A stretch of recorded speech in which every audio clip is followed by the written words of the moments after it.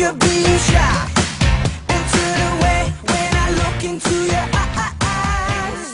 Everyone else in the Advice ko lang sa'yo, sana, lahat ng ayaw ni Lisel, gawin mo. Ibig sabihin ko, kung ayaw maglaban ni Lisel, gawin mo. Kung ayaw niya magluto, gawin mo. Kung ayaw ni Lisel mamlansya, gawin mo. Yon ang secret weapon ng magandang pagsasama. Kasi yan ang secret namin mag-asawa eh. Pag hindi ko ginagawa, siyang gumagawa. Okay, ganun pala dapat, Son. Congratulations. Sana maging masaya kayo. Magkaroon ng malulusog na supling. God bless and congratulations. Tambol, congrats, Lisel. Itambol, yan eh. Ano po, halos- tambo? BJ. Tambol. Yun ang ano yan. Palayaw. Binata po ako, yan ho si BJ. Okay. Lagi ko kasama. Oo. Nagkahiwalay lang ho kami ng 2001, BJ. Hanggang ngayon. Ngayon ko lang huli siya nakita. Kaya Tambol, ang sasabi ko lang, huwag kang lolo-lolo kay Lisel. Pag naisahan ka yan, one shot ka lang. Congrats talaga. Sana yung mga away, pagpapasensyahan lang, huwag kang gagaya sa akin. Yun lang, sige. Maraming salamat po. Ay ni BJ? Gusto kong magpasalamat sa mga ninang namin, sa mga classmates ni Lisel nung college na tumulong. Thank you guys. Kay mama, sa kay nanay.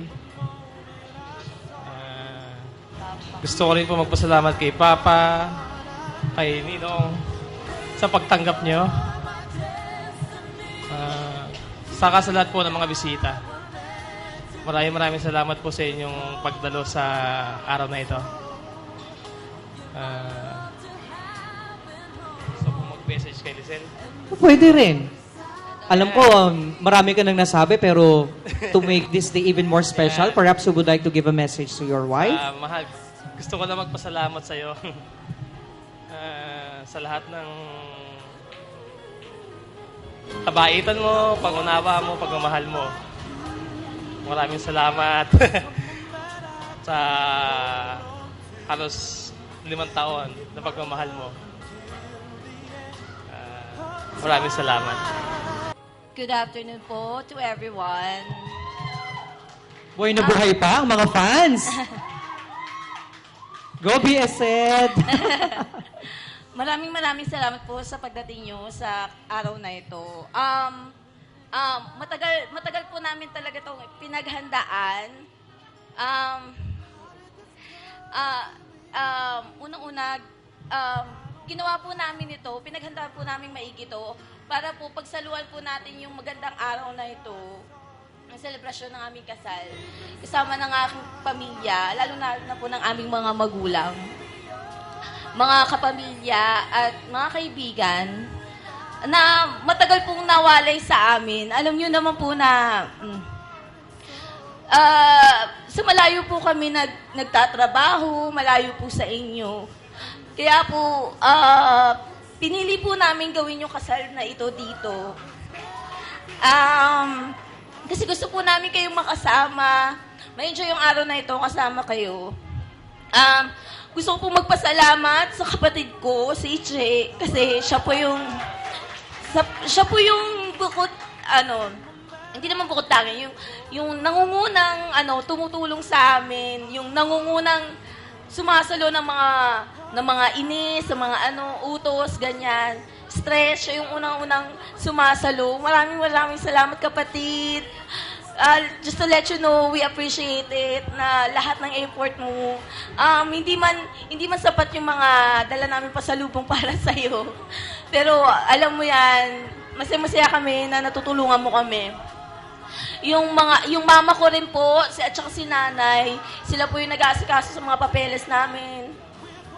Yung mga kaibigan ko po na yan, mahilig sa picture, photo bombers, yan po yung mga tumutulong din sa amin. Maraming salamat po sa pagtanggap sa akin ng Pamilya Felix Menya, Carigma, Cadiz. ramdam na ramdam ko po yung pagtanggap niyo sa akin. Pag pupunta po ko sa Antipolo, alam ko po na natutuwa po kayo sa akin. Maraming salamat po, na-appreciate ko po yun. Again, maraming salamat sa mga bridesmaid ko na natupad ko yung pangako ko sa inyo. Nagagawin ko kayong bridesmaid. Sa oras na nakasal ako. Sana kayo rin naman ang susunod.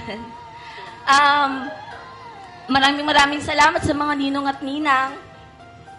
Ang mga kaibigan na matagal ni BJ, na marami ako naririnig na magandang bagay sa kanya. Maraming salamat po. Na-inspire po ako at ngayon po mas naniniwala po ako na tama ang lalaking napakasalan ko. Sa po siyang mabuting tao. Para sa iyo, mahal, maraming salamat. Kiss mo nga. Kiss mo nga. Oh. Masabi ko lang, alam niya kung paano ako amuhin. Papakainin niya lang ako ng papakainin. At naging obvious naman po sa katanguan ko yun. Malimit ka pala niyang amuin. Alam niya yan. So, ayun po, maraming salamat po. Maraming salamat po sa pagdalo niyo sa araw na ito. Na-appreciate po namin. Salamat.